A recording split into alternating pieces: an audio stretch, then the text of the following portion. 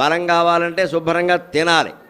ఈశ్వరోమని మనుషులు ఉంటే దేశమేగతి బాగుపడునో అన్నాడు గురజాడ గారు. పాపం తిండి కలిగితే కండగలదోయ్ కండగలవాడేను మనిషోయ్ అన్నాడు. అందుకని శుభ్రంగా వయస్సులో ఉన్న పిల్లలు బాగా తినాలి. పత్రికల్లో ఈ మధ్య వస్తుంది, గమనించండి. ఇంకొంచెం నెయ్యి వేసుకో, ఇంకొంచెం నెయ్యి వేసుకో అన్నారు. నెయ్యి వేసుకోవాలి.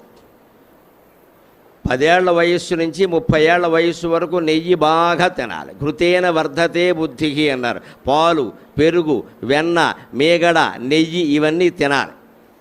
30 దాటాక నెమ్మదిగా కొంచెం తగ్గించి 50, 60 దాటాక పూర్తిగా తగ్గించాలి. ఊరికే బొట్టు అంతే.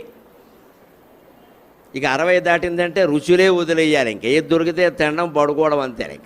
ఇంకా బొంబాయి శనగలు తిని కడుపు నింపుకోవాలి. అనవసరం అని పెట్టుకోకూడదు, ఇంకా అరగవు అవన్నీ. అందుకని తినే వయస్సులో తినాలి.